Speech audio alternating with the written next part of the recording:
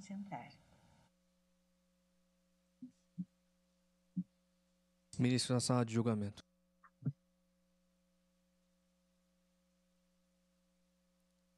Declaro aberta, neste 15 de dezembro de 2022, a 39ª sessão extraordinária do plenário do Supremo Tribunal Federal, saudando os queridos colegas, o senhor vice-procurador-geral eleitoral. Ministra Rosa Weber, presidente do STF. Senhoras e senhores advogados, senhoras e senhores servidores, todos que nos assistem presencialmente e também por vídeo.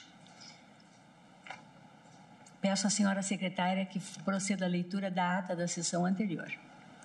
Ata da 37ª sessão ordinária do plenário do Supremo Tribunal Federal, realizada em 14 de dezembro de 2022. Presidência da senhora ministra Rosa Weber, presentes à sessão os senhores ministros Gilmar Mendes, Ricardo Lewandowski, Carmen Lúcia Dias Toffoli, Luiz Fux, Roberto Barroso, Edson Fachin, Alexandre de Moraes, Nunes Marques e André Mendonça. Vice-procuradora-geral da República, doutora Lindora Maria Araújo. Abriu-se a sessão às 14h30, sendo lida e aprovada a ata da sessão anterior. Pergunto aos eminentes pares se há alguma retificação ou complementação a fazer na ata. Nada havendo, declaro aprovada e apregou para continuidade de julgamento as arguições de descumprimento de preceito fundamental 850, 851, 854 e 1014, todas sob a minha relatoria, tendo a primeira como requerente o Partido Político Cidadania e as demais, na ordem, o Partido Socialista Brasileiro, PSB, o Partido Socialismo e Liberdade, PSOL, e o Partido Verde, PV. Na sessão de ontem, eu emiti o meu voto, assentando o prejuízo das ADPFs 854 e 1014, no que impugna o decreto 11.190 de 2022, ante a perda superveniente do objeto na fração interesse, conhecendo integralmente das ADPFs 850 e 851, e em parte das ADPFs 854 e 1014, e no mérito observada a fundamentação e nos limites dos pedidos deduzidos, julgamento de procedência dos pedidos deduzidos para declarar incompatíveis com a ordem constitucional brasileira as práticas orçamentárias viabilizadoras do chamado esquema do orçamento secreto, consistentes no uso indevido das emendas do relator geral do orçamento para efeito de inclusão de novas despesas públicas ou programações no projeto de lei orçamentária anual da União, e ainda declarada a inconstitucionalidade material do artigo 4º do ato conjunto das mesas da Câmara dos Deputados e do Senado Federal, número 1, de 2021, e do inteiro teor da resolução número 2, de 2021, também do Congresso Nacional. Ainda conferida a interpretação conforme as leis orçamentárias anuais de 2021 e 2022, para vedar a utilização das despesas classificadas sob o indicador orçamentário RP9 para o propósito de atender à solicitação de despesas e indicações de beneficiários realizadas por deputados federais, senadores da República, relatores da Comissão Mista de Orçamento e quaisquer usuários externos não vinculados aos órgãos da administração pública federal, independentemente de tal requisição ter sido formulada pelos sistemas formais ou por vias informais, com as consequências que explicitei, e determinando ainda todas as unidades orçamentárias e órgãos da administração pública em geral que realizaram empenho, liquidação e pagamento de despesas classificadas sob o indicador orçamentário RP9 nos exercícios financeiros de 2020 a 2022, a publicação dos dados referentes aos serviços, obras e compras realizadas com tais verbas públicas, assim como a identificação dos respectivos solicitadores e beneficiários, de modo acessível, claro e fidedigno, no prazo de 90 dias. E ainda fixando a tese, né, que dei a conhecer a vossas excelências e que aqui está lançada. O julgamento foi suspenso e agora retomado. Eu colho o voto do eminente ministro André Mendonça.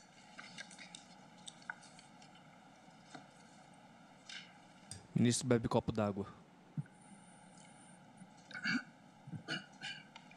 Minha saudação, senhora presidente.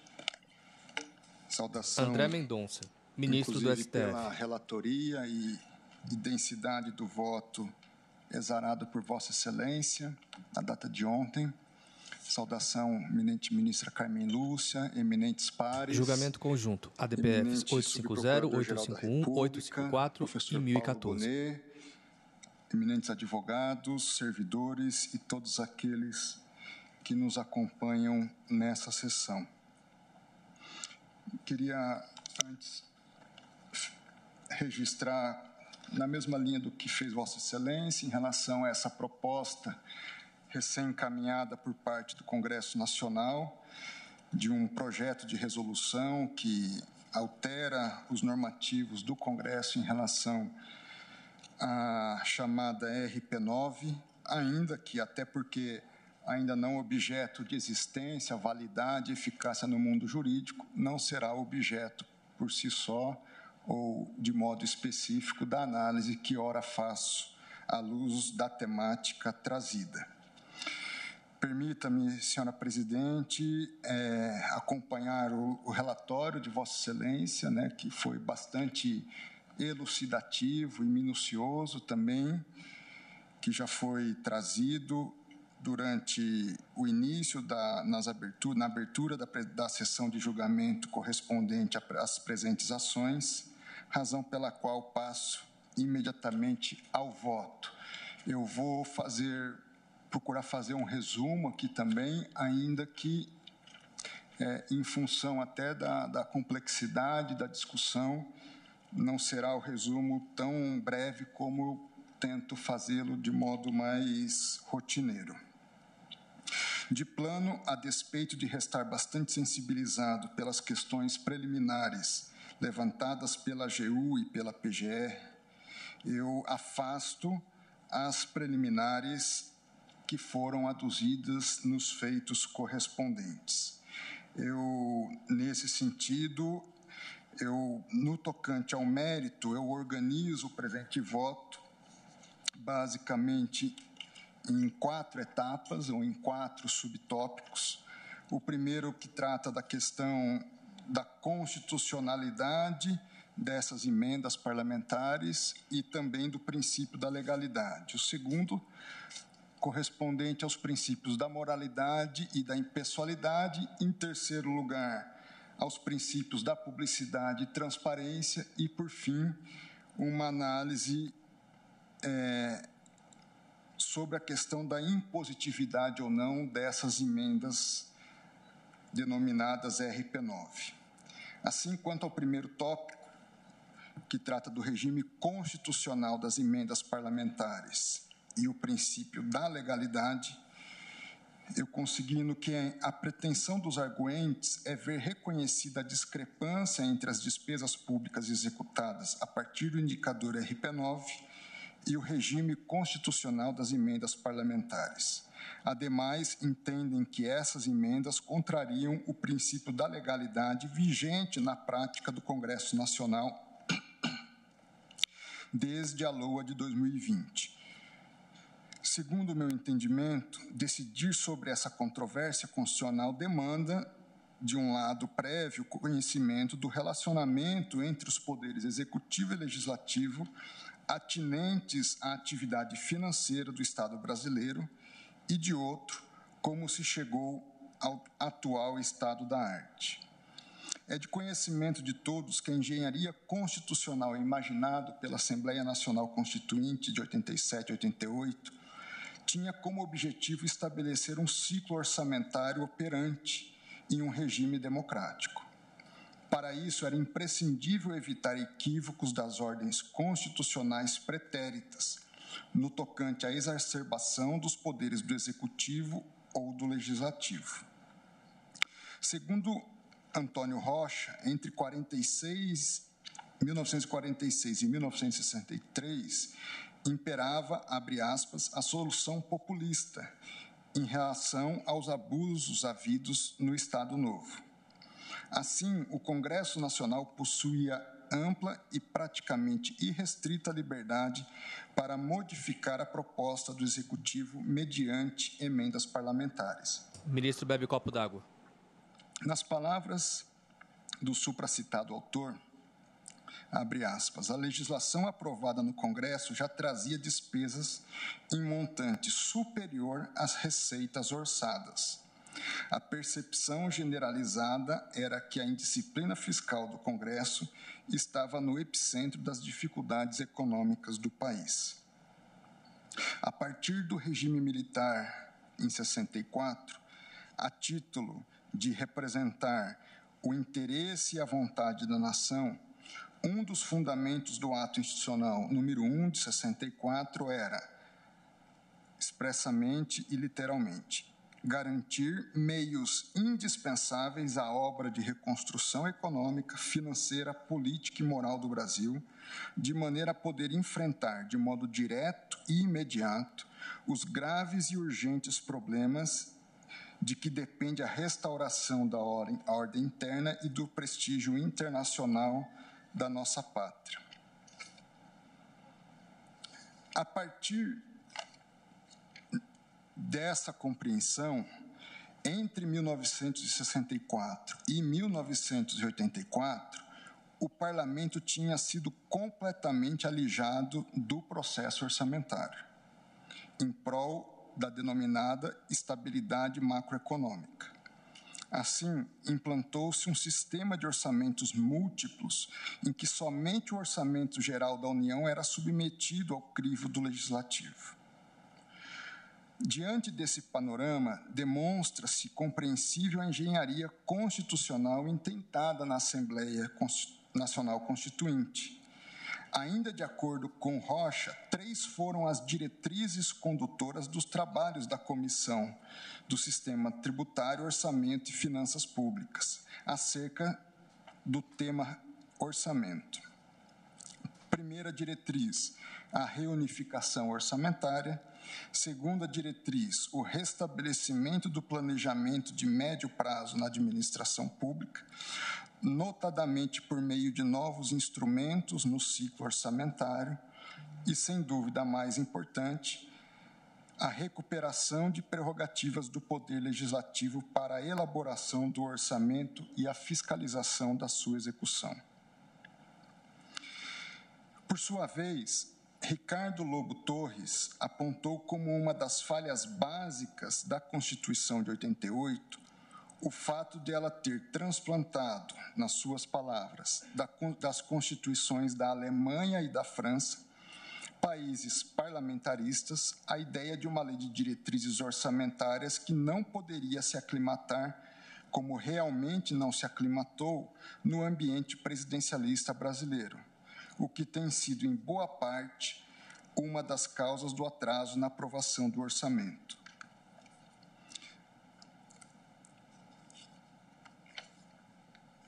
Pois bem, no que toca à normatização das incumbências do Congresso Nacional em matéria orçamentária, como bem destacado pelo eminente ministro Nunes Marques. Ministro, bebe copo d'água. Na apreciação cautelar, quanto ao artigo 166, caput, parágrafo 2º da Constituição, estabelecerem uma espécie de, em suas palavras, reserva de regimento, essa reserva de regimento,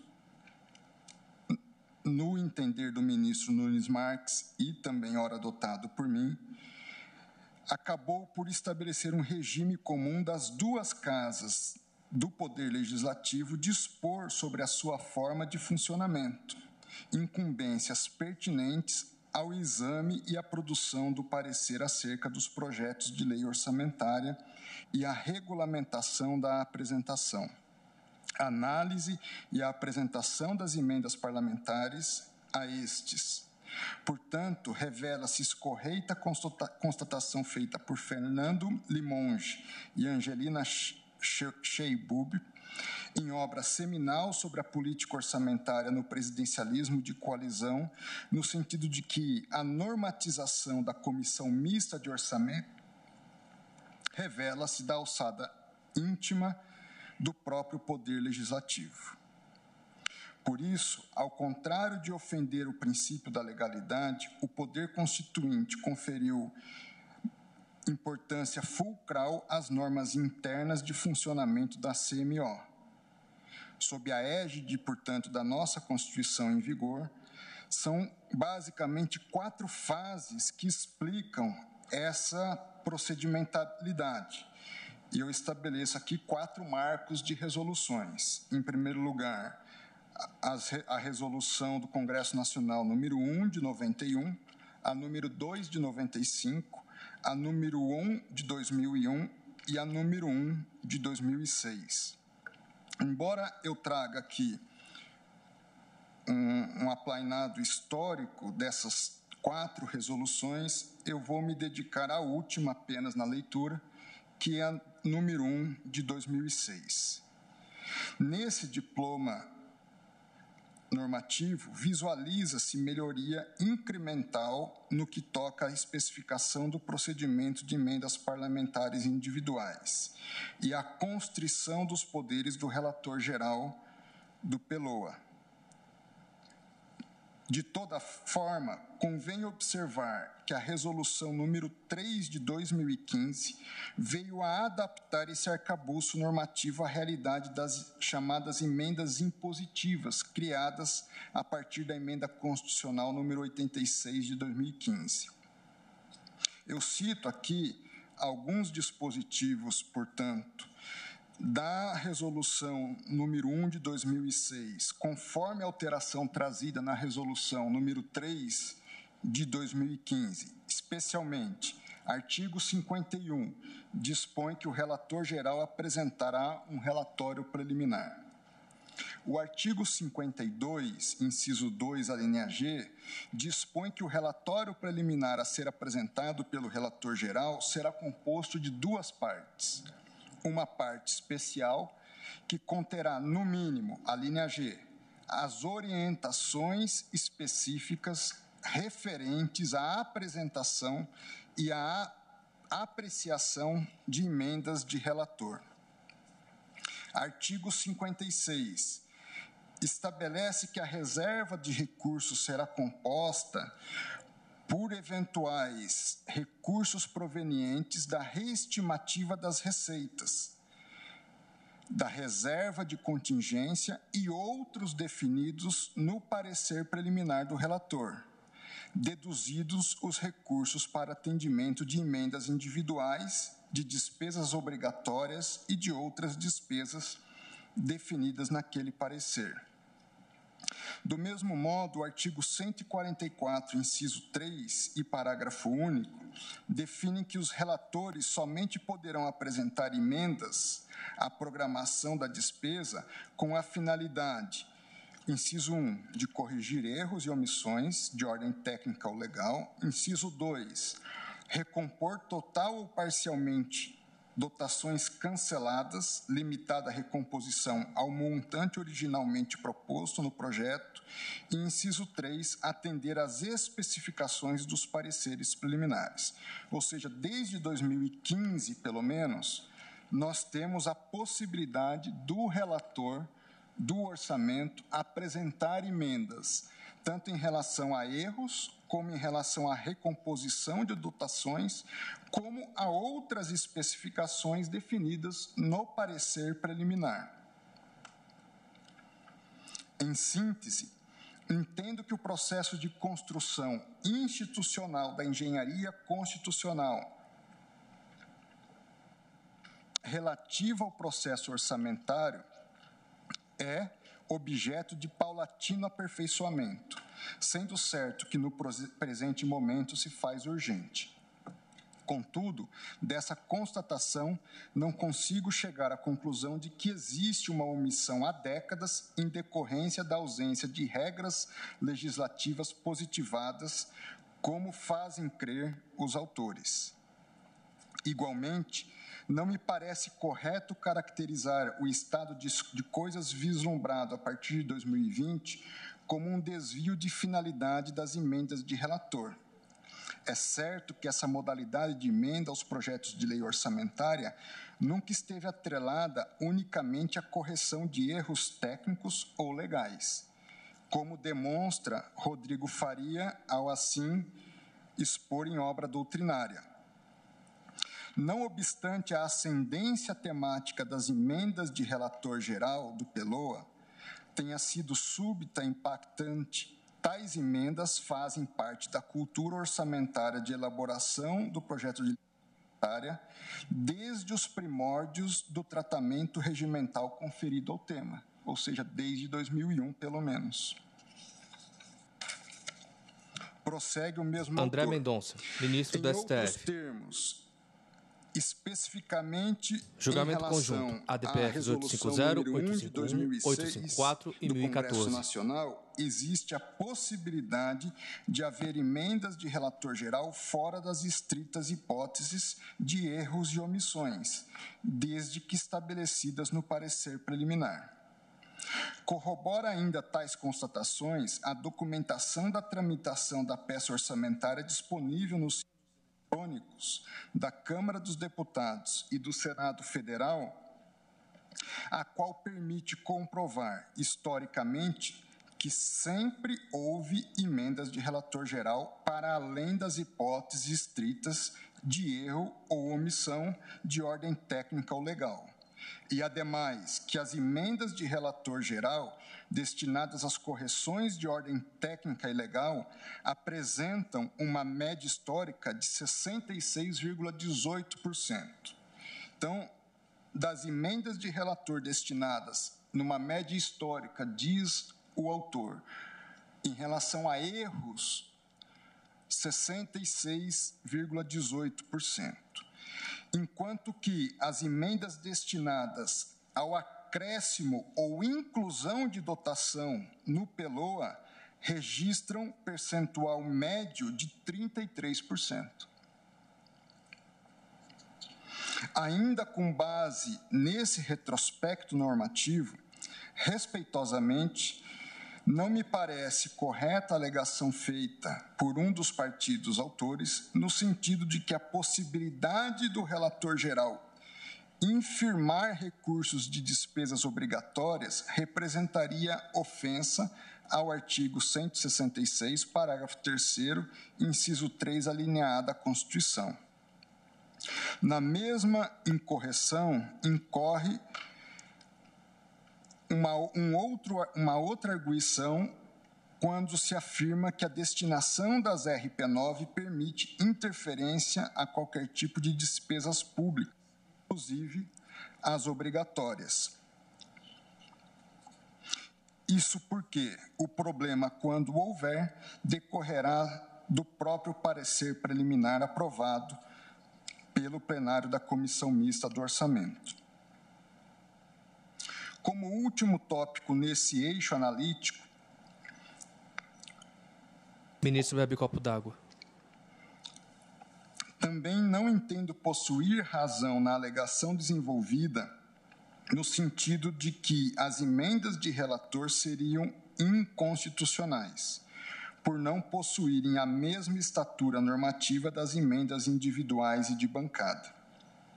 A meu sentir, com a devida vênia aos entendimentos em contrário, eventual posicionamento do Supremo Tribunal Federal nessa direção ocasionaria um estímulo à corrente sobreposição de espécies legislativas que regem a atividade financeira do Estado.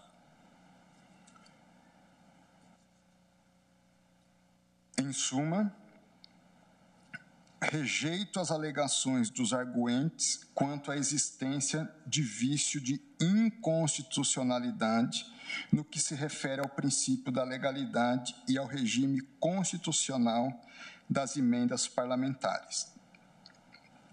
Agora, no tocante aos princípios da moralidade e da impessoalidade.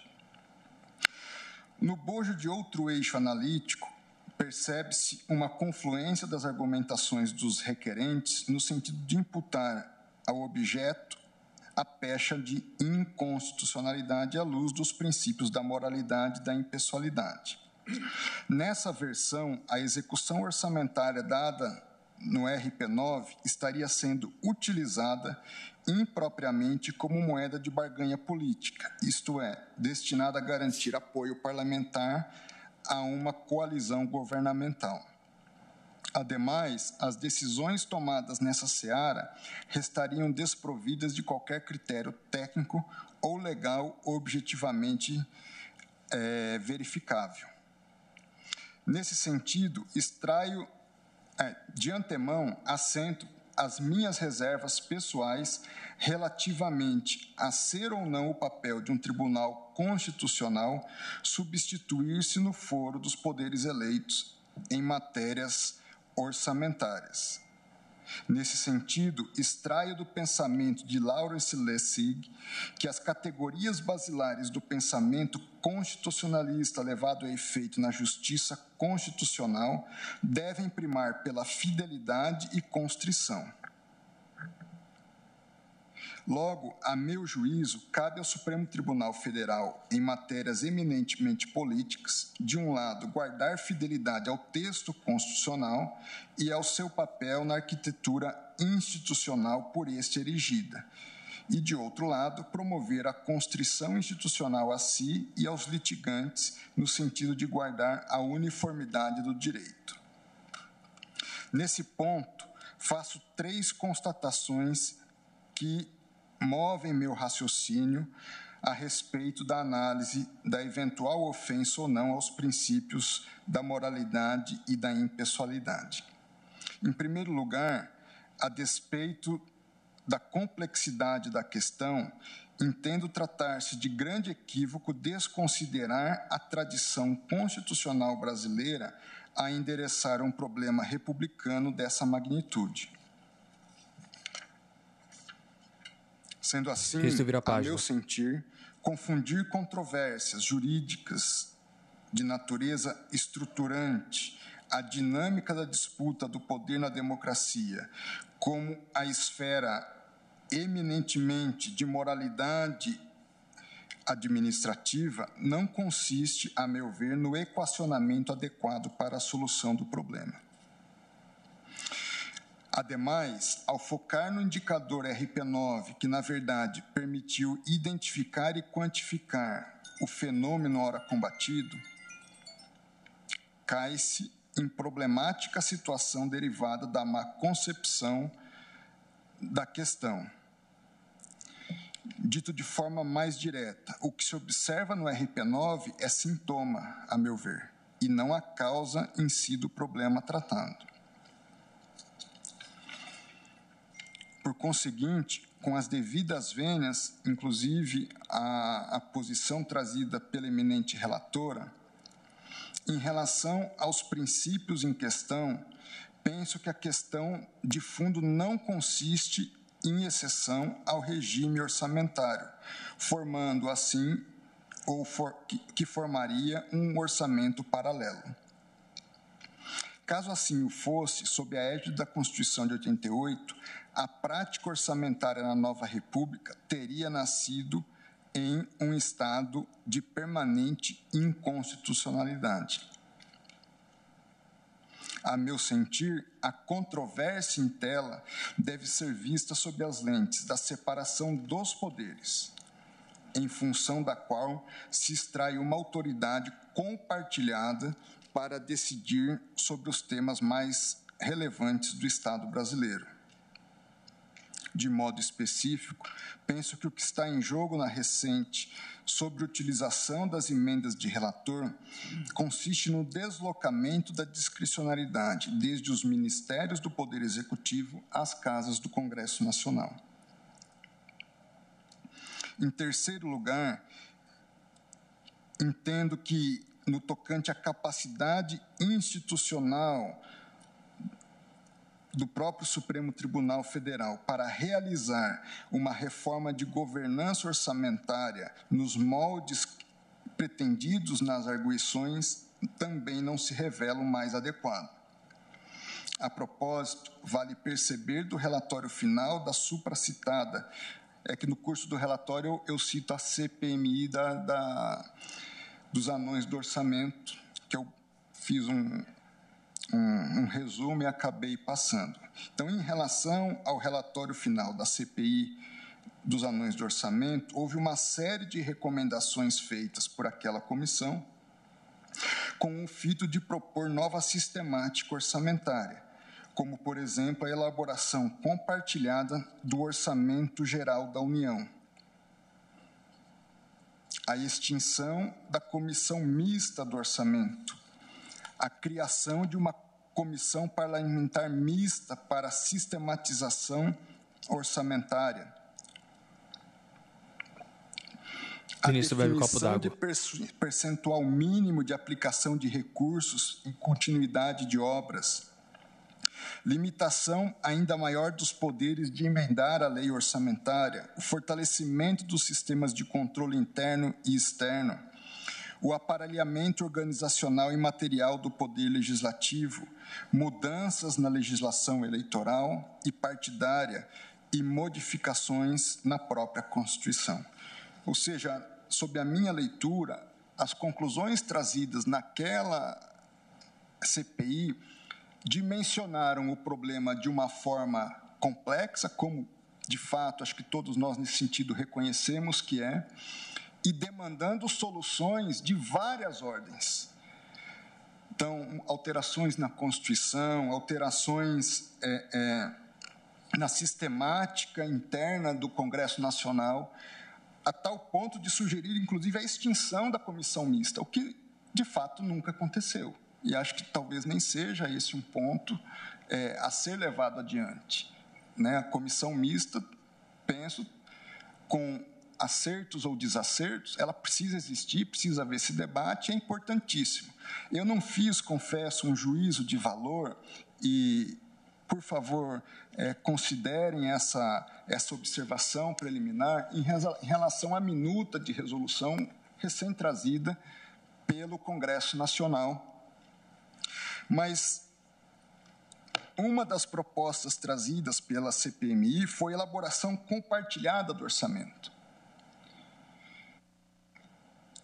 Nós falamos também, em outro sentido, em orçamento participativo, que envolve várias camadas, envolve executivo, envolve Congresso, envolve a sociedade em geral, né? Mas de modo mais direto sempre a própria presença do Congresso Nacional.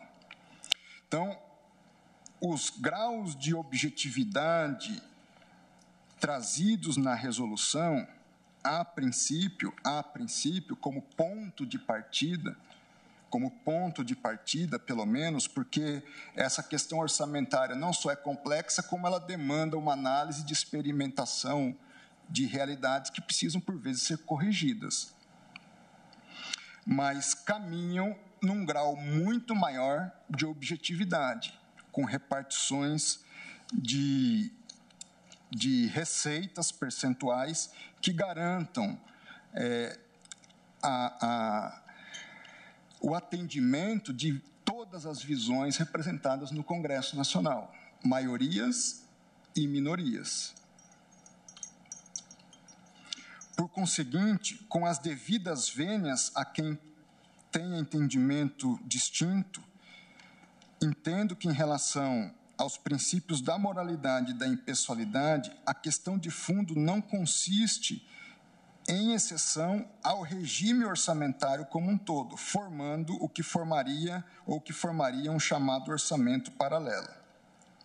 Caso assim o fosse, sob a égide da atual Constituição, toda a prática orçamentária, desde 88, teria nascido com esse vício de constitucionalidade. A meu sentir, a controvérsia em tela deve ser vista sob as lentes da separação dos poderes, em função da qual se extrai uma autoridade compartilhada para decidir sobre os temas mais relevantes do Estado brasileiro. Penso que o que está em jogo na recente sobreutilização das emendas de relator consiste no deslocamento de um grau de discricionariedade dos ministérios para o Congresso Nacional. Enfim, a terceira constatação que faço a respeito da capacidade, portanto, institucional do Supremo Tribunal Federal tratar sobre essa questão, a meu ver, adentraria no espectro de definição política que cabe à relação própria entre Congresso Nacional e Poder Executivo. Por conseguinte, com a devida vênia aos entendimentos em contrário, e para não incorrermos em uma solução de difícil execuibilidade, ou de tentarmos reproduzir alinhamentos e recomendações, seja do controle interno, seja aquelas desenhadas pelo TCU, entendo que merece uma meditação prolongada de nossa parte sobre as condições de possibilidade e limites de uma intervenção do Supremo na matéria. A partir dessas constatações,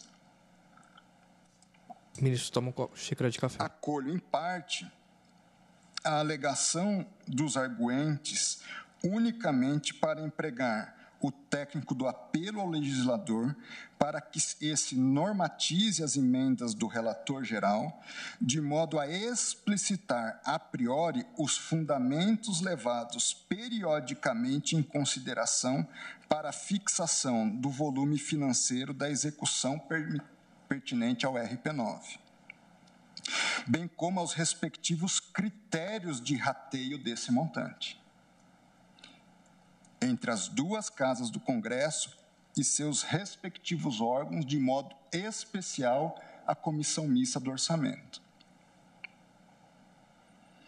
Quanto aos princípios da publicidade e transparência, nesse tópico, os arguentes pretendem que se garanta mínimas condições para a identificação dos parlamentares beneficiários das emendas, os destinatários correspondentes, o montante envolvido, entre outras variáveis imprescindíveis para os controles financeiro e social do Instituto. Quanto ao ponto, com a compreensão dos pares, limito-me a ratificar o que já decidido por este Tribunal Pleno em sede cautelar. Reproduzo o que particularmente me sensibilizou no voto proferido por Sua Excelência, a ministra relatora Rosa Weber, isto é, a significativa e injustificada distinção no que diz respeito aos parâmetros protetivos relativos aos princípios constitucionais e direitos fundamentais do cidadão entre as emendas individuais e de bancada, de um lado, e, de outro lado, as emendas do relator geral. Apesar de não me parecer estritamente correta a caracterização de um orçamento denominado paralelo. Sendo assim, aí aqui eu reproduzo o trecho do voto de Sua Excelência no que tange aos aspectos de transparência, em especial aquele voto em sede cautelar, ministra Rosa Weber.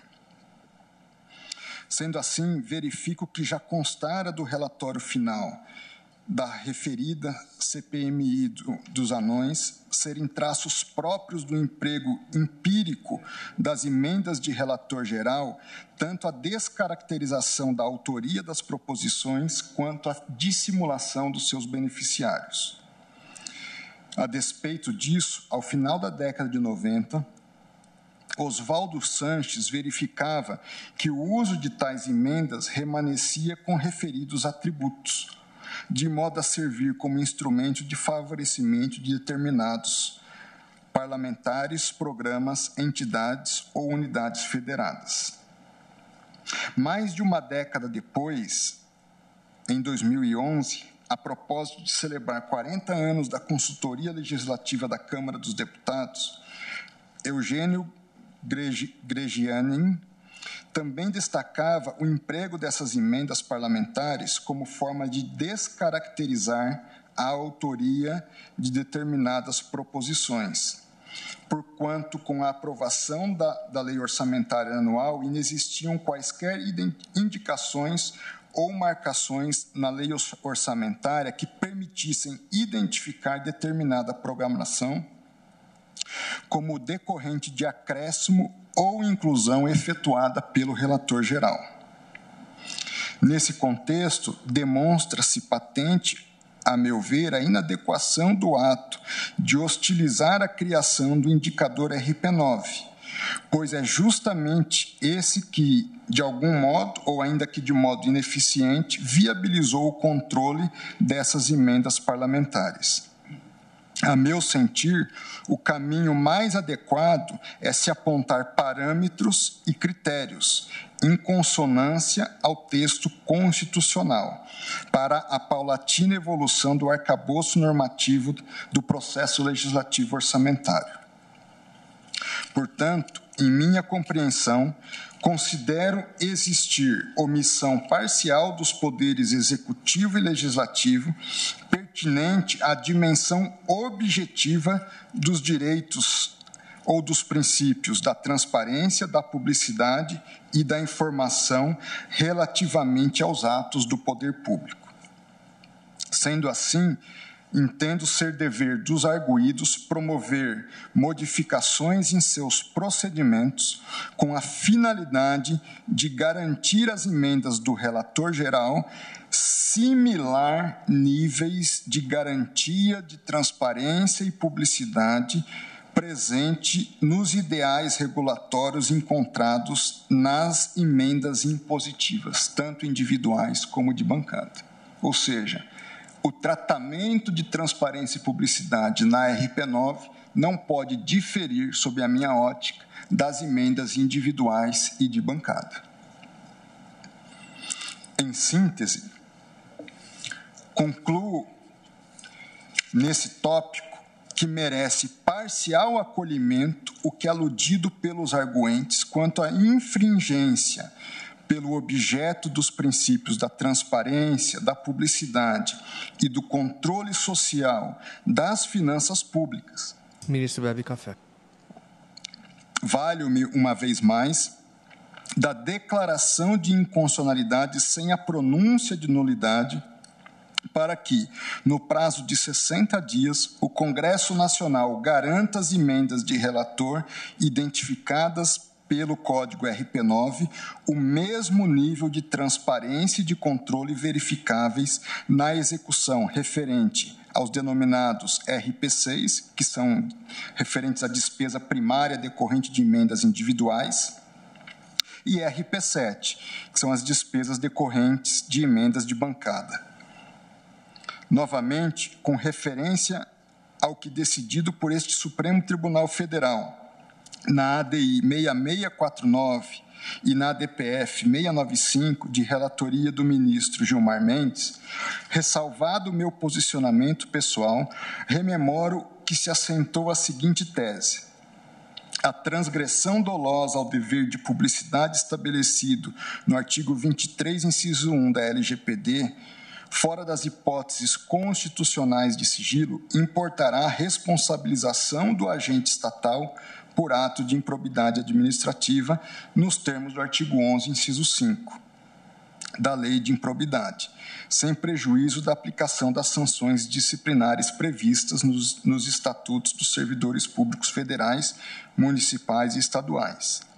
No caso dos autos, uma vez compreendido que cabe, sigo aqui me reportando ao decidido nessas ações da relatoria do ministro Gilmar Mendes. No caso dos autos, uma vez compreendido que cabe ao tribunal, em sede de controle abstrato de inconstitucionalidade, fazer tipificação a priorística de delitos de improbidade administrativa, reputo que o mesmo consequente deve ser aplicado nas hipóteses de descumprimento dos deveres de publicidade aqui aventados por membros e servidores do Poder Legislativo da União, inclusive quanto à ampla publicização dos documentos embasadores da distribuição dos recursos das emendas de relator geral.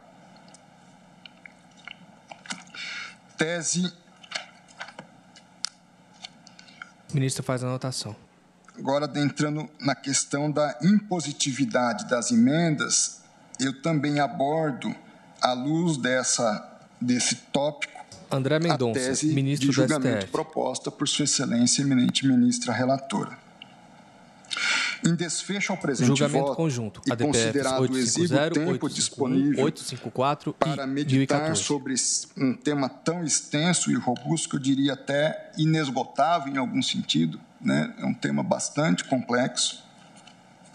Vale-me nesta sessão de breve linhas para apreciar a proposta de tese de julgamento proposta por Sua Excelência e abordar ainda a vigente triangulação normativa que blinda as emendas de relator geral de alterações efetuadas pelo Poder Executivo na condição de gestor orçamentário. Na sessão plenária de ontem, a despeito da ausência de previsão legal ou regimental própria, e é uma discussão sempre viva no âmbito do colegiado, se devemos ou não apresentar uma tese nessas ações de controle abstrato, a eminente ministra relatora apresentou a seguinte proposta de tese. As emendas do relator geral do orçamento destinam-se exclusivamente à correção de erros e omissões, nos termos do artigo 166, parágrafo 3º, inciso 3, alineado à Constituição Federal, vedada a sua utilização indevida para o fim de criação de novas despesas ou ampliação das programações previstas no projeto de lei orçamentária anual. Com a devida vênia à Sua Excelência e aos que tiverem entendimento diverso do que ora exponho, a meu sentir, referida tese, ela contraria ou vai de encontro com o pensamento por mim externado na multicitada DI, medida cautelar 7058, dado que lá se tratava de uma emenda parlamentar que promoveu a alteração da lei orçamentária de modo a incrementar o fundo eleitoral. Nesse ponto, convém registrar, não houve divergência, ou seja, logrou-se unanimidade do colegiado no sentido de rejeitar a alegação do autor. Veja-se o que lá assentei. Desde que não provoque incremento de despesa pública, mantenha pertinência temática com a proposta original e não afronte o devido processo constitucional, a jurisprudência do Supremo admite ao parlamentar a liberdade de propor emendas ao projeto de lei de iniciativa privativa do chefe do Poder Executivo, inclusive quanto à atividade financeira do Estado. Na espécie, o lastro fiscal do referido fundo eleitoral decorre das emendas parlamentares de bancadas estaduais e distrital, com execução orçamentária obrigatória. Por isso, cuida-se de instrumento dotado de prévio planejamento na fase de elaboração do orçamento público. Sendo assim, peço licença e vênia a Sua Excelência e a todos aqueles que a acompanharem para discordar da tese apresentada. No entanto, à luz da causa petente, aberta, próprias ações de controle abstrato, entendo que é preciso se abordar o que pode ser denominado como triangulação normativa, especialmente naquilo que se atribui qualidade impositiva orçamentária, as emendas do relator geral. É certo que a obrigatoriedade imposta nos últimos anos para que qualquer cancelamento de indicação feita por emenda do relator demande a quiescência do proponente termina por invadir, sem respaldo julgamento conjunto, constitucional, ADPFs 850, 851, o que 854 ocorre nas emendas e 1014. individuais e de bancada, nas competências próprias do Poder Executivo na condição de gestor orçamentário. A prevalecer essas disposições como prática nas futuras leis orçamentárias, entendo que recairíamos, aí sim, em situação como descrita pela eminente relatora em sua tese. André Mendonça, ministro do Igualmente, STF. observo que essas escolhas recentes do Parlamento contrariam a jurisprudência do Supremo Tribunal Federal em 2 pontos. Primeiro, o tribunal entende que não cabe ao legislador ordinário de qualquer nível federativo inovar no modelo constitucional das emendas parlamentares, de modo a ampliar a impositividade do orçamento em favor do legislativo. Nesse sentido, eu cito como precedentes a ADI 6308, de relatoria do ministro Roberto Barroso, e a ADI 5274, de relatoria da ministra Carmen Lúcia. O segundo ponto é que este Supremo Tribunal Federal tem reconhecido a vinculatividade mitigada ao orçamento público, e isso antes mesmo da emenda constitucional número 86. Isso porque André Mendonça, já há parcela ministro do STF. dos membros do Supremo Tribunal Federal que defendem Ministro bebe água. Uma vinculatividade mínima do orçamento público, o que não corresponderia a um dever de executar a programação de despesas, tal como aprovada na LOA, mas sim a necessidade de fundamentação por parte do Poder Executivo, ao não destinar os valores à finalidade versada na peça orçamentária, como se depreende do debate travado à época pelos ministros Marco Aurélio e Luiz Fux, no âmbito da ADI, medida cautelar submetida a referendo do plenário, número 4663. E aqui eu transcrevo esses debates. Nesse ponto, convém assentar o estado de constitucionalidade imperfeita a se converter a partir do próximo exercício financeiro em vício de inconstitucionalidade nos termos da jurisprudência desta Corte. Reputo que tal solução intermediária é necessária para salvaguardar os 2 ciclos anteriores, orçamentários anteriores, 2021 e 2022. Por quê? Porque há obras, há projetos, há execução em andamento, licitações contratadas que devem prosseguir desde que haja uma regularidade na contratação, obviamente, na forma de execução, sob pena de se gerar, sob a minha ótica, um maior prejuízo a essas emendas que já foram encaminhadas para execução. Diante do exposto, em atenção ao princípio da colegialidade, aqui eu vou para o dispositivo e conclusão final, senhora presidente. Eu conheço, em parte, das arguições de descumprimento de preceito fundamental, nos exatos termos do voto da eminente relatora, porém, na parte conhecida, julgo parcialmente procedentes os pedidos, para fins tão somente de declarar a omissão parcial do poder público no que toca à regulamentação da execução do indicador de resultado primário número 9, RP9, derivado das leis orçamentárias anuais de 2021 e 2022. Assim, por intermédio do emprego da técnica de declaração de inconstitucionalidade, sem pronúncia de nulidade, fixado o prazo de 60 dias, determino, nos termos do meu voto, aos arguidos que, em primeiro lugar, normatizem as emendas do relator geral, de modo a explicitar, a priori, os fundamentos levados periodicamente em consideração para fixar o volume financeiro da execução pertinente ao RP9. e respectivos critérios de rateio desse montante entre as duas casas do Congresso, respectivos órgãos, com especial atenção à Comissão Mista de Orçamento. Em segundo lugar, passem a garantir às emendas de relator identificadas pelo RP9 o mesmo nível de transparência e controle verificáveis na execução referente aos RP6 e RP7, que são as despesas, as emendas individuais e de bancada.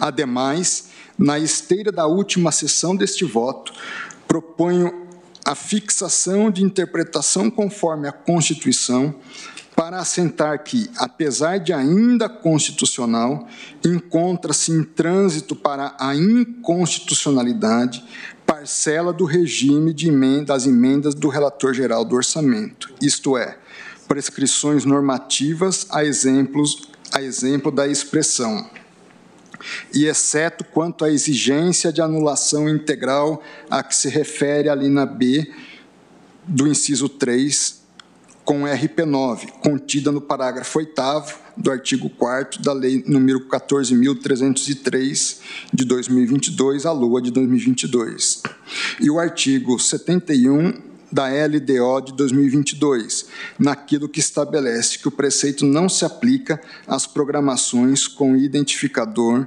de RP9. No mesmo sentido, apela-se ao legislador para que se abstenha de estabelecer, em relação ao regime jurídico das emendas do relator geral da Comissão Mista de Orçamento, a equiparação dos regimes jurídicos das emendas individuais e das emendas de relator, especialmente quanto à obrigatoriedade de execução dessas despesas do Poder Executivo, assim como atendimento da legislação estruturante da respectiva política pública, sobretudo no que concerne aos critérios de distribuição de recursos, como população e índices socioeconômicos do ente de cada federação. É como voto, senhora presidente. André Mendonça. Colhe agora o voto do ministro Nunes Marques.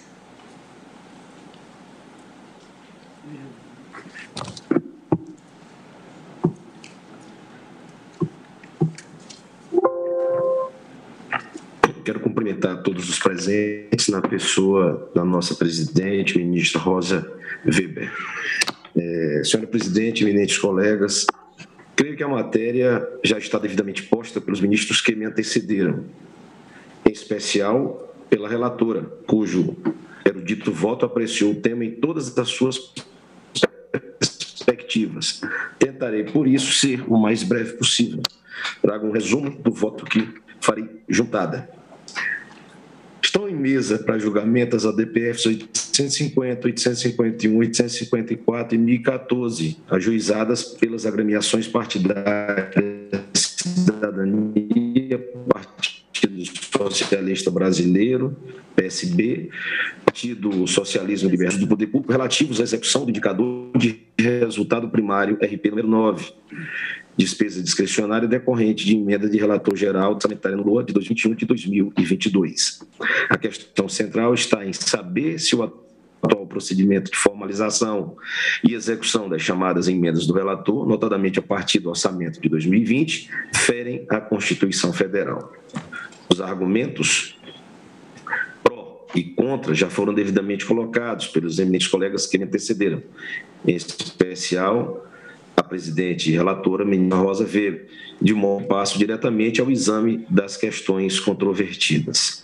Preliminares. Em primeiro lugar, pedindo venha a relatora, me parece que as ações não devem ser conhecidas, e para isso apresento dois fundamentos. O primeiro fundamento: para conceder a medida postulada pelos partidos autores, seria preciso, antes de declarar a constitucionalidade das leis orçamentárias anuais, em especial a Lei 14.144/2021 e da Resolução do Congresso Nacional número 1 de 2006, que cuida da tramitação orçamentária nas suas relativas. Como sabe, pelo princípio da subsidiariedade, parágrafo 1º do artigo 4º da Lei 9.882 de 99, não se pode conhecer de ADPF quando cabível outro remédio de controle concentrado, e no caso caberia a ADI. Nem se pode falar aqui de fungibilidade, porque o caso é de evidente inadequação da via eleita. Precedente, ADPF 451, relator ministro Alexandre de Moraes, ADPF 562, relator ministro Ricardo Lewandowski. Segundo argumento, outro ponto importante para o não cabimento das ações é que os autores alegam, como causa de pedir, possível favorecimento a certos grupos parlamentares na distribuição de verbas orçamentárias. Esse ponto é fulcral na argumentação dos autores, então precisaria ser comprovado. Sucede que na DPF não há espaço para a produção de provas. Então, de duas, uma.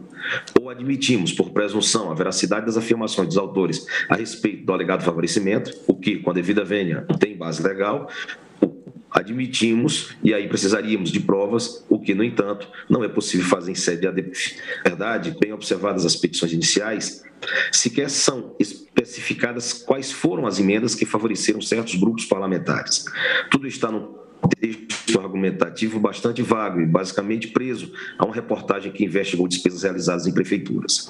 Dessa forma, pedindo a mais respeitosa vênia aos que pensam de modo diverso, reputo que não devem ser conhecidas as ADPFs 850, 851, 854 e 1014, seja porque haveria violação ao princípio da subsidiariedade, seja porque não é possível, em sede de arguição de descumprimento de preceito fundamental, que é uma ação abstrata, produzir a prova necessária para exata compreensão da controvérsia e para a concepção de soluções individualizadas para cada problema apresentado pelos autores.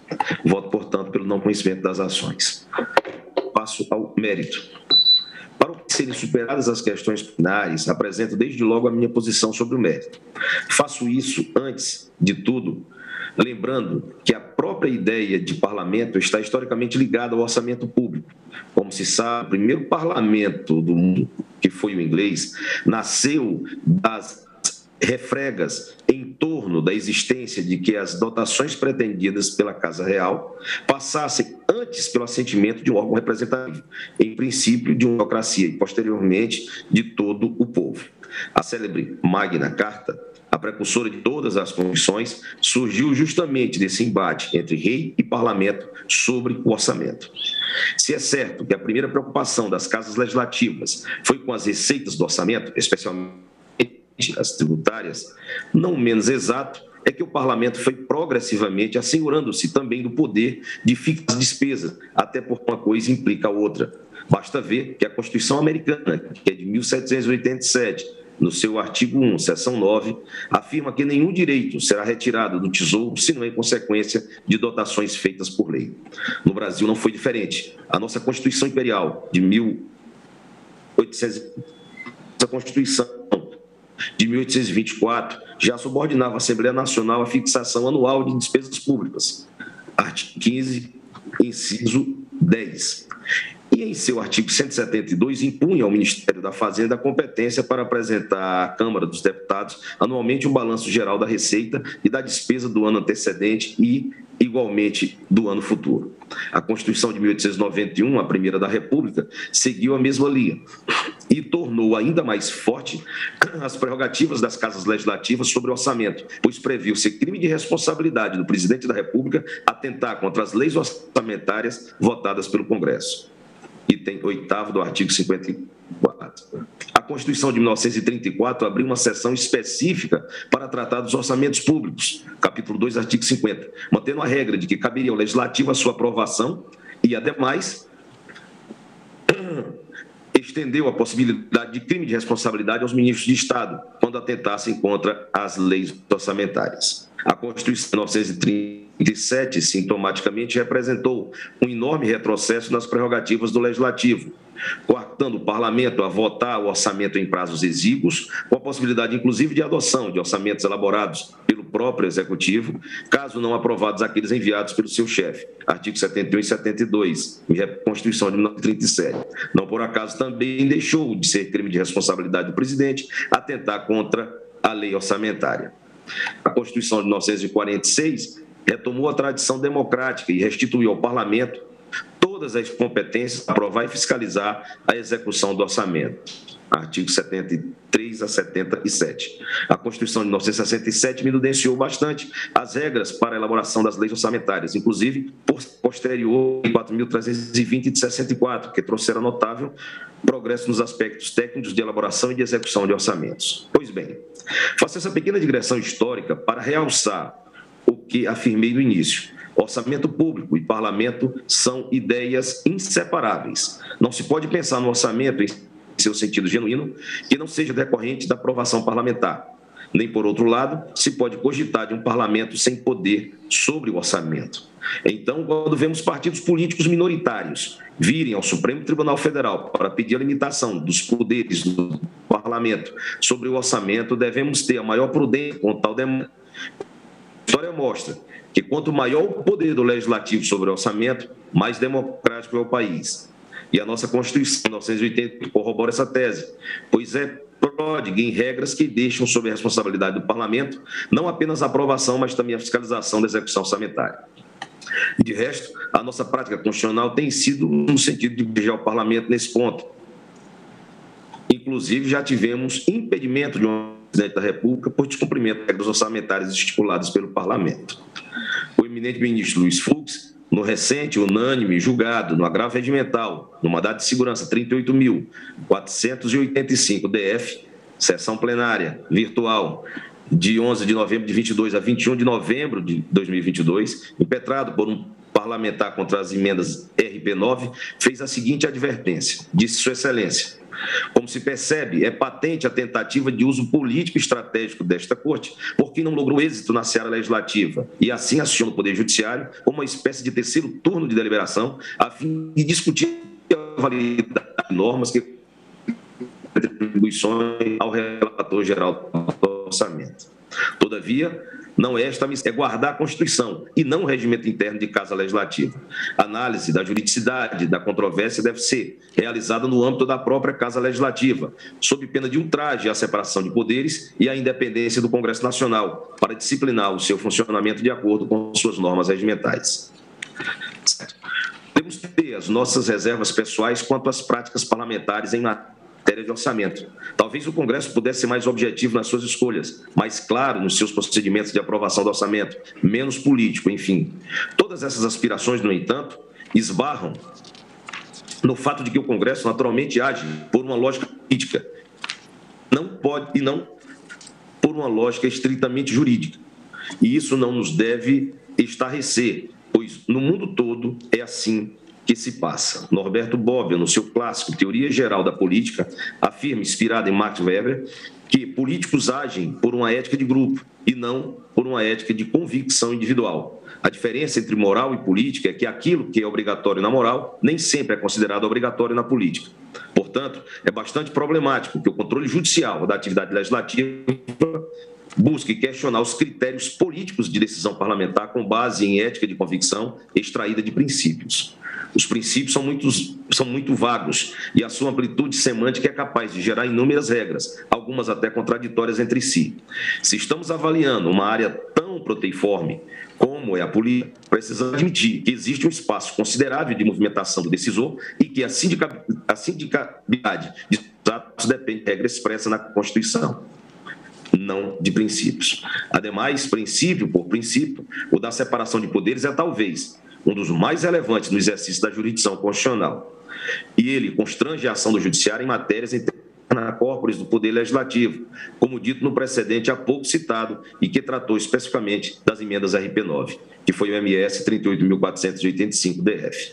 O cerne da controvérsia aqui reside em saber se a forma de indicação de beneficiários de programação classificadas com o identificador de resultado primário 9, RP9, oriundas de emendas promovidas pelo relator do orçamento, são ou não constitucionais.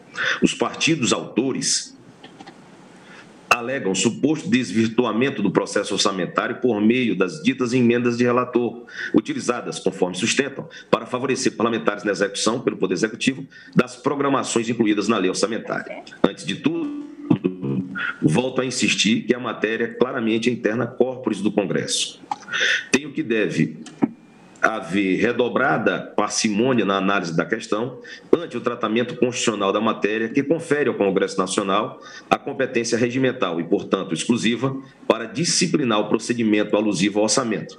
E tendo em vista a própria evolução histórica desta questão desde a promulgação da Constituição de 1988, regras heterônomas num tema tão profundamente ligado à dinâmica interna do Parlamento e a sua relação com o Poder Executivo podem mais piorar do que melhorar a qualidade da alocação dos recursos públicos. É possível questionar-se subjetivamente sobre as prioridades do relator, mas o certo é que ele agiu objetivamente sujeito aos limites formais que lhe foram impostos pelo Congresso Nacional. Conforme previsto no artigo 166, caput, parágrafo 2º da Constituição Federal, o Congresso detém competência para regular a matéria na forma regimental, desde que atentando às demais balizas ali traçadas. Eis o teor do dispositivo. Artigo 166. Os projetos de lei relativos ao plano plurianual, às diretrizes orçamentárias, ao orçamento anual e aos créditos adicionais serão apreciados pelas duas casas do Congresso Nacional na forma do regimento comum. Parágrafo 2º. As emendas serão apresentadas na comissão mista, que sobre elas emitirá parecer e apreciadas na forma regimental no plenário das duas casas do Congresso Nacional. Não pode haver indício mais eloquente de ser a matéria típica de assunto interna corporis do Congresso do que a referência expressa feita pela Constituição ao regimento comum do Congresso Nacional. São raras as vezes que isso acontece no texto da Constituição e em todas elas o sentido claro é de reservar a matéria para exclusiva apreciação do Congresso. Veja-se, por exemplo, na Constituição Federal, o artigo 55, parágrafo 1º, sobre o decoro parlamentar, o artigo 58, parágrafo 2º, inciso 1, sobre a possibilidade de as comissões decidirem em caráter determinativo, o parágrafo 3º do artigo 58, sobre os poderes das comissões parlamentares de inquérito e o parágrafo 4º do artigo 58 sobre as atribuições da Comissão Representativa do Congresso Nacional.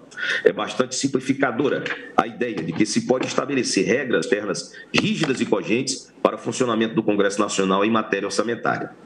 Como explica Rodrigo de Oliveira Faria, em premiada monografia sobre o tema, está em curso, desde 1991, um processo histórico de aperfeiçoamento do processo decisório orçamentário dentro do Congresso Nacional, sofrido marchas e contramarchas, conforme o contexto político geral e do Parlamento em particular. Diz o autor: as resoluções que regulamentam o funcionamento da CMO evoluíram significativamente desde a edição da Resolução 1, de 1991, tratando de forma mais sistemática sobre um amplo conjunto de temas sobre os quais há necessidade de diretrizes gerais. A primeira fase das resoluções foi bastante lacunosa e somente após o escândalo dos anões do orçamento, em 1993, houve mudanças significativas com a introdução da Resolução número 2, de 1995, do Congresso Nacional. Trouxe restrições importantes para as atribuições do relator geral. Contudo, com exceção da segmentação do tratamento da Receita, que trouxe importante delimitação aos poderes do relator geral, percebe-se que as resoluções número 1 de 2001 e número 1 de 2006 remetem e demandam implementação normativa, desempenhada efetivamente pela regra estabelecida pelo parecer preliminar. Concretamente, as regras do jogo orçamentário são estabelecidas nos pareceres preliminares do PLOA. Nestes documentos que se encontram estampadas de forma clara as restrições, limitações e autorizações conferidas aos relatores gerais para a desincumbência de suas atribuições. E a análise histórica permite verificar que, primeiramente, sempre houve emendas de relator geral, para além das hipóteses de erro ou omissão de ordem técnico-legal com previsão regimental. Em outras palavras, a tradicional vedação à apresentação de emendas de relator, tendo por objetivo a inclusão de subtítulos novos, bem como o acréscimo de valores a dotações constantes do projeto de lei orçamentária, sempre encontrou várias exceções, expressamente consignadas nos pareceres preliminares, desde o parecer preliminar PLN 32 de 2001. Além disso, percebe-se mais recentemente progressivo alargamento das competências do relator geral, que podem ser tidas como decorrências de um maior protagonismo do Congresso Nacional no trato com as questões orçamentárias e que se amplia desde a edição da Emenda Constitucional número 86 de 2015. As consequências da ampliação de poderes do relator geral ainda precisam ser melhor aquilatadas, seja em decorrência da sedimentação natural das regras do processo orçamentário, que possui nítido cunho incremental, seja em decorrência dos impactos e desafios não triviais trazidos para a gestão orçamentária e financeira do governo federal, que devem ser objeto de maiores reflexões e de novos estudos analíticos. Digo eu. A questão da alocação de verbas orçamentárias é profundamente complexa e diz respeito a múltiplos e inextricáveis aspectos da cultura parlamentar nacional. Há inúmeras variáveis em jogo aqui, tais como interesses partidários, composições de comissões do Congresso, influências naturais do poder executivo, das mesas e das bancadas das casas, pressões de grupos sociais organizados, etc. Não creio que um tema com tantas facetas possa ser adequadamente resolvido em um processo judicial, por amplo que seja o seu bojo. Ainda mais quando o argumento central dos autores é o de que teria ocorrido favorecimento de grupos. Ora, o Congresso Nacional é composto de políticos que deliberam por maiorias. É difícil imaginar que não haja, em certos momentos, grupos mais favorecidos do que outros. Isso é natural no processo democrático, a não ser que houvesse uma regra constitucional expressamente vedando uma conduta. E, no caso, não há. A invocação de princípios aqui tem de ser vista com extrema cautela, porque a Constituição, ao remeter o assunto para o regimento interno das casas, quis, evidentemente, deixar livre para as maiorias, em cada momento, a fixação do procedimento orçamentário. Quanto ao ponto, inclusive, observo não ser o tema novo nesta Corte, tendo suscitado extensos debates no julgamento da medida cautelar na ADI 4048, da relatoria do ministro Gilmar Mendes, em que se analisava a capacidade institucional do Poder Judiciário de via substituir-se ao Legislativo para análise pormenorizada das opções políticas adotadas na forma de rubricas orçamentárias. Creio que o Poder Judiciário não detém todos os elementos indispensáveis, nem mesmo a função institucional de avaliar o acerto ou desacerto de decisões parlamentares sobre orçamento, sobretudo no nível tão geral, como é esse de definir os procedimentos de formulação e execução de emendas parlamentares. Talvez o assunto seja mais próprio até do Tribunal de Contas da União, que de resto já vem agindo, conforme se noticia nos autos. As demandas ao projeto de orçamento guardam assento constitucional remissivo ao ato normativo interno do Congresso Nacional e representam a forma pela qual o Poder Legislativo pode vir a influir no direcionamento das despesas públicas, o que, aliás, é uma prerrogativa política reconhecida aos parlamentares em todos os países democráticos, dado que eles são os agentes políticos que representam mais proximamente os cidadãos e, por isso mesmo, devem ter algum poder de decisão sobre os melhores destinos para as verbas públicas.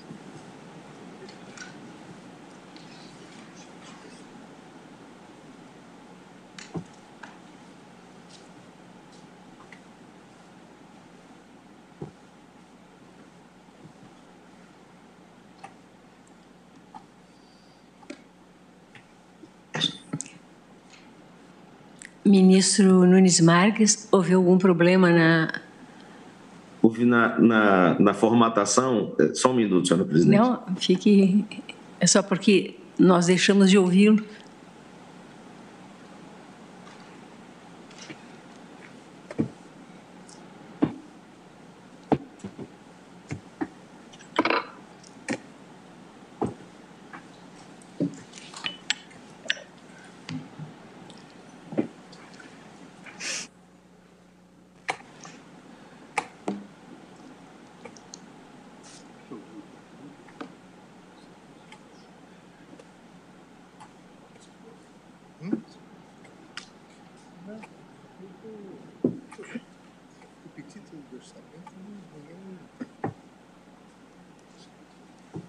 Uns 15, 20 minutinhos. Eu aprendi com isso também, filmar. Entendeu? Por quê? Faz um volta certo assim.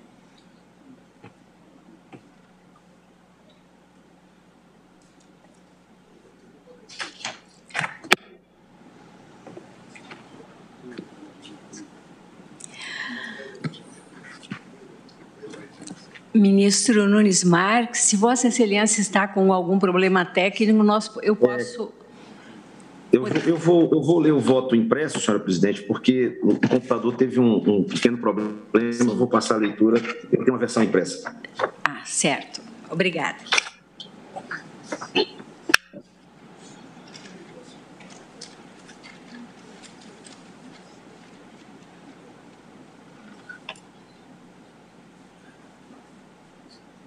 As emendas ao projeto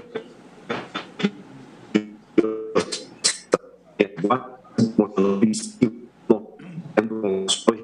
a forma pela qual o Poder Legislativo pode vir a influir no direcionamento da despesa pública em todos os democráticos, dado que eles são os agentes políticos que representam mais proximamente os cidadãos. Por isso mesmo, devem ter algum poder de decisão sobre os melhores destinos para as verbas públicas.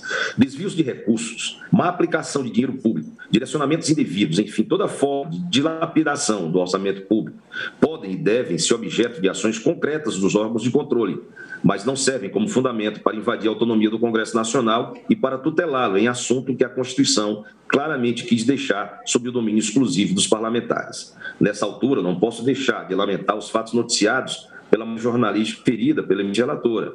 Se realmente ocorridos, tais fatos são crimes e devem ser apurados nas vias próprias. Mas, com a devida vênia, atribuir a sua ocorrência diretamente a um procedimento orçamentário parlamentar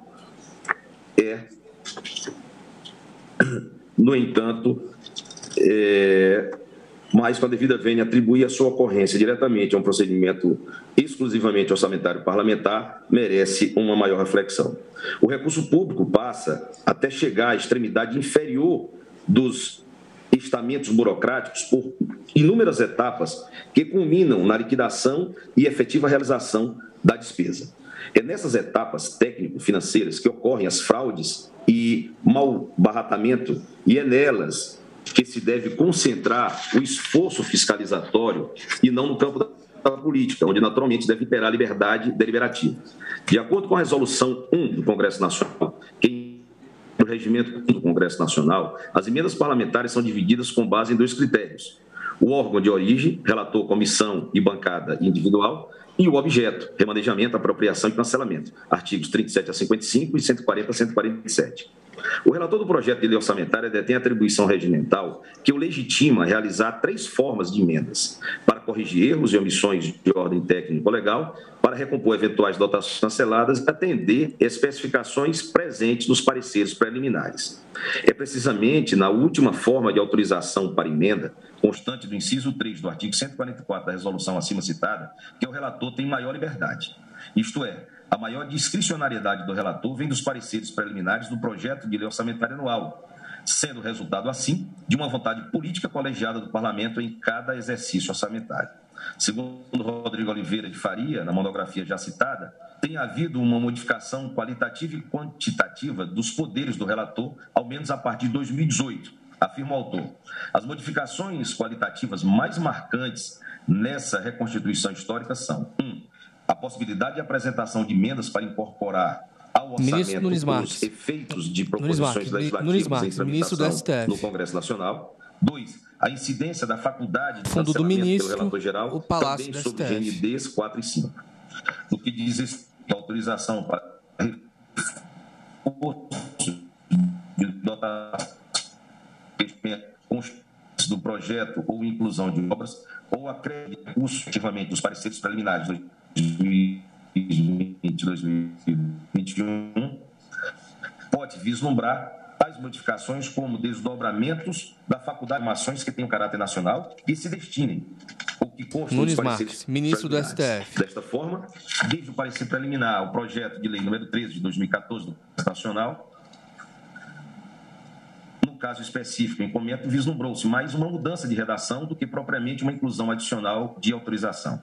De toda forma, nos 2 últimos pareceres preliminares, os PROAS, as 2 espécies de autorizações constam dos respectivos pareceres preliminares conjuntamente. Mais remotamente, tais autorizações constam de forma dispersa nos pareceres preliminares, dificultando sua sistematização histórica.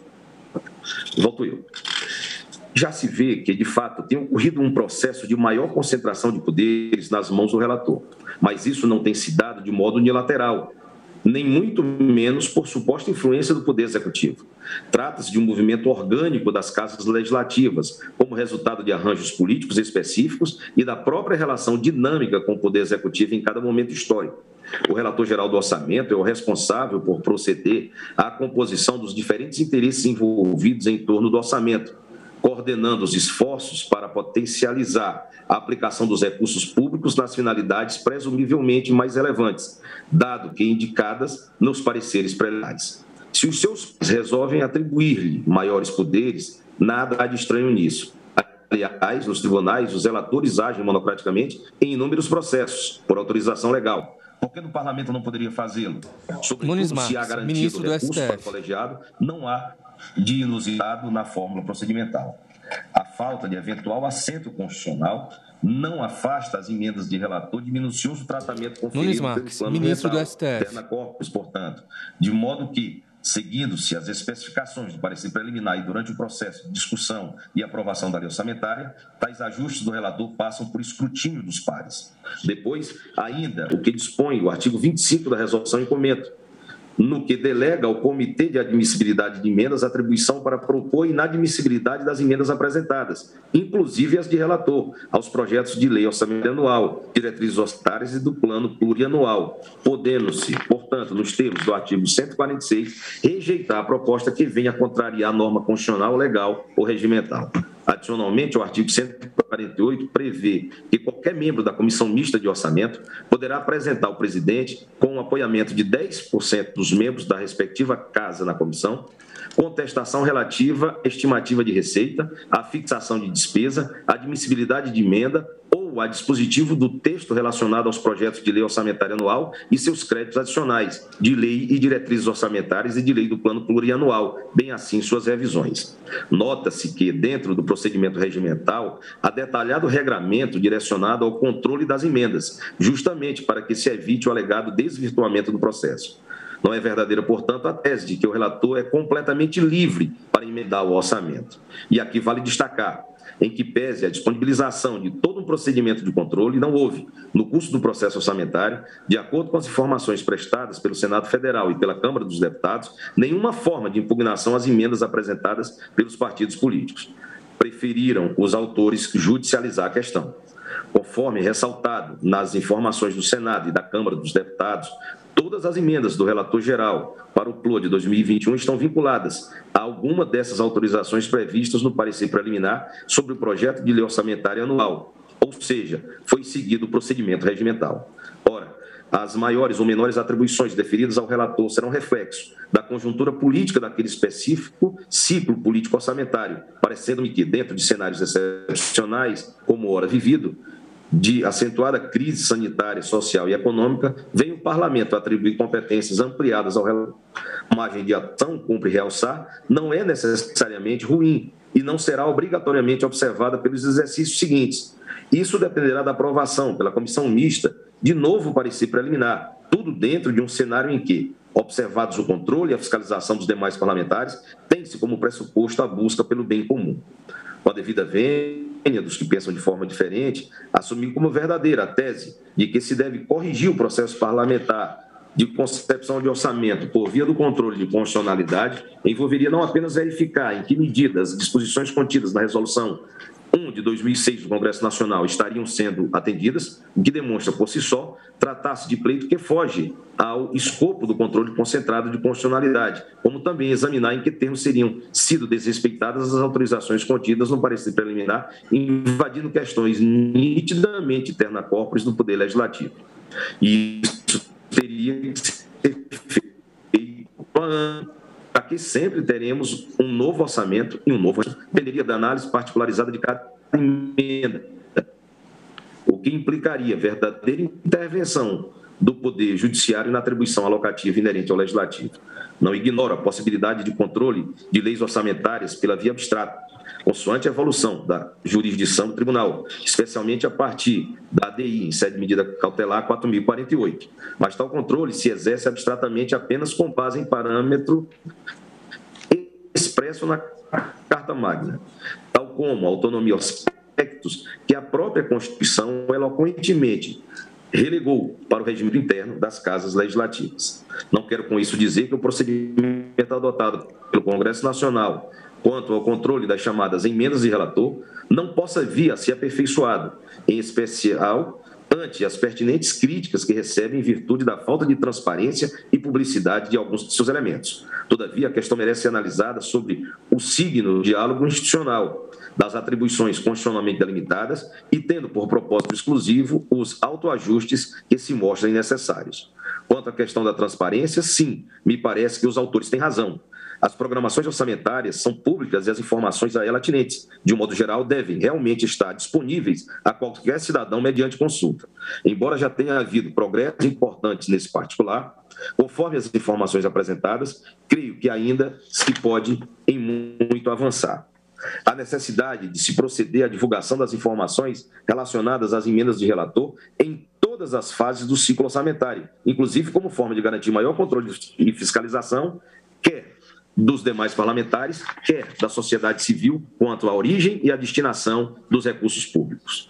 Ilustrativo do quadro é o julgamento pelo Tribunal de Contas da União do TC 014.922 de 2021, em que é aprovado o parecer prévio sobre as contas do Presidente da República referente ao exercício 2020, em que pesa a inovação na identificação das emendas de relator por meio da classificação RP9, constatou-se na Corte de Contas a ausência de maior padronização no tratamento informacional quanto ao tema, em especial quanto à execução orçamentária, cuja falta de transparência não passou despercebida pelo órgão. A existência de informações auditáveis, em que sejam garantidas a comparabilidade e a rastreabilidade dos dados referentes à solicitação das emendas e a posterior execução do orçamento se faz necessária para que seja garantido o controle interno e externo da administração pública. Em um contexto de grave restrição orçamentária, o controle a posteriori quanto às escolhas alocativas realizadas no âmbito do Poder Legislativo se mostra importante, inclusive como forma de possibilitar que a sociedade civil critique e colabore com o Parlamento na busca pela concretização de maior eficiência no uso dos recursos públicos. Assim, a falta de transparência adequada, inerente ao procedimento envolvendo referidas emendas RP9, indicada até mesmo pelo Tribunal de Contas da União, não é um ponto que merece apenas às casas legislativas, dado que qualquer cidadão tem o direito de saber onde e a mando de quem foi aplicada qualquer verba pública. Isso atrai a necessidade de correção de rumos, com a determinação para que o Congresso proceda ao aprimoramento na busca pela concretização do princípio da publicidade. Diante do exposto, senhora presidente, com a devida vênia dos que pensam de modo diverso, eu voto, primeiro, para não conhecer das ADPFs 850, 851, 854 e 1014, e, caso vencido na preliminar, no mérito, defiro parcialmente os pedidos formulados, julgando-os procedentes, ou parcialmente procedentes no caso, de modo a tão ciente, reconhecendo a contrariedade aos princípios da transparência e da publicidade, determinar que o Congresso Nacional, de 30 dias corridos, proceda a ajustes necessários no orçamento de 2022 e seguintes, quanto à execução das despesas indicadas pelo classificador RP9, despesas decorrentes de emenda do relator do projeto de lei orçamentária anual, de modo que todas as demandas de parlamentares voltadas à distribuição de emendas de relator geral, independentemente da modalidade de aplicação, sejam associadas aos respectivos parlamentares requerentes e registradas em plataforma eletrônica centralizada mantida pelo órgão central do Sistema de Planejamento e Orçamento Federal previsto nos artigos 3º e 4º da Lei 10.180 de 2001, assegurado amplo acesso público com medidas de fomento à transparência ativa, assim como sejam garantidas a comparabilidade e a rastreabilidade dos dados referentes às solicitações ou pedidos de distribuição de emendas e sua respectiva execução, em conformidade com os princípios da publicidade e transparência previstos nos artigos 37 caput e 163A da Constituição Federal, com o artigo 3º da Lei 2.527 de 2011 e o artigo 48 da Lei Complementar 101 de 2000. Ressalvo os orçamentos dos exercícios 2020 e 2021, assim como todos os anteriores, por entender que a tramitação e execução das respectivas leis orçamentárias, ainda que passíveis de críticas, atenderam à compreensão então vigente, que não apresentava controvérsia. Como voto, senhora presidente? Muito obrigada, ministro Nunes Marques.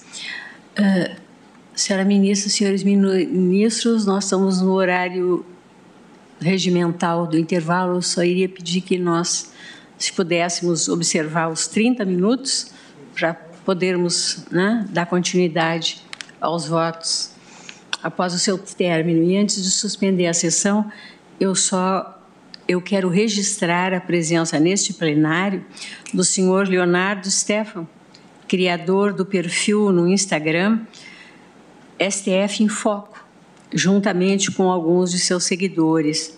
O STF em Foco é um perfil não institucional que divulga conteúdo sobre o Supremo Tribunal Federal. E a presença e o convite se fez a partir da nossa assessoria de comunicação social. Faço o registro, duas boas-vindas, agradeço a presença. Está suspensa a sessão.